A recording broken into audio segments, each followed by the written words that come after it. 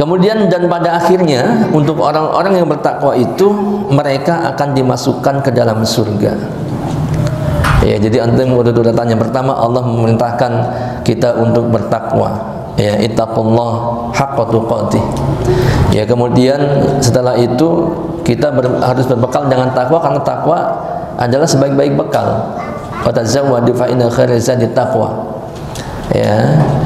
Dan ketika kita bertakwa kepada Allah, maka insya Allah kita akan menjadi orang-orang yang mulia. Inna akramakum indallahi atqakum.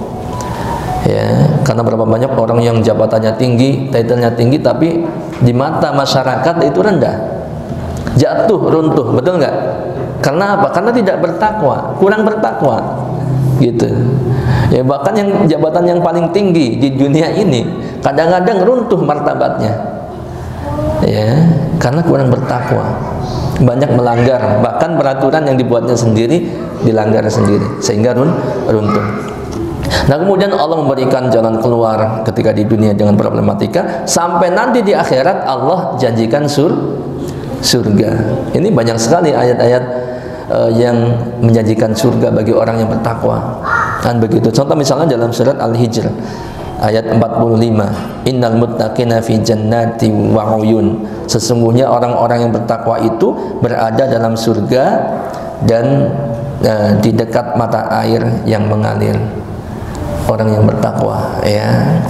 Kemudian dalam surat Ali Imran 133, saya pernah punya buku kecil takwa, apa ya judulnya itu, lupa ya, buku kuning kecil ya, kutip kecil, tapi isinya masya Allah luar biasa. Ya, kalau kita baca, kita renungkan itu, faedahnya banyak sekali tentang takwa. Dan anda rasa sudah banyak buku-buku yang sudah diterjemahkan yang asalnya dari kitab para ulama, ya. Dan antum bisa cari itu banyak, dan di internet juga banyak. Surat Al-Imran ayat 133, wasari'u ila magfiratin min rabbikum wa jannatin 'arduhas samawati wal ardu u'iddat lil muttaqin. Kan gitu.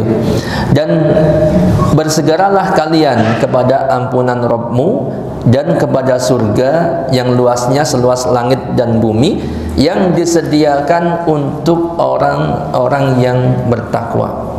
U'iddat, telah disediakan lil muttaqin, untuk orang-orang yang bertakwa. Itu surga yang dikatakan seluas langit dan bumi. Nah ini, oleh karena itu kita, atau kewajiban kita sebagai seorang muslim adalah untuk senantiasa mempertahankan ketakwaan, bahkan harus berupaya untuk meningkatkannya.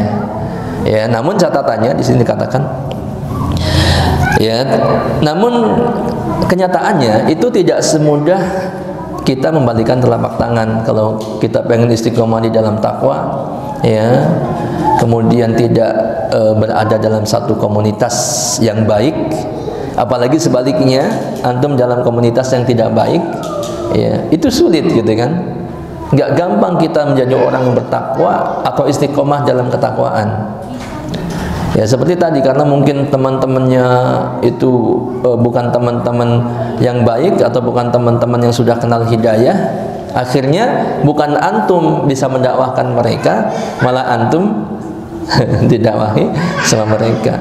Ya, maksudnya antum terseret oleh mereka. Nah ini, ya, ketika antum tidak bergabung dalam satu komunitas, tidak mudah, ya, ketika bersendirian kemudian untuk meningkatkan ketakwaan. Salah satu dari sekian banyak cara dalam meningkatkan ketakwaan adalah berteman dengan orang-orang soleh.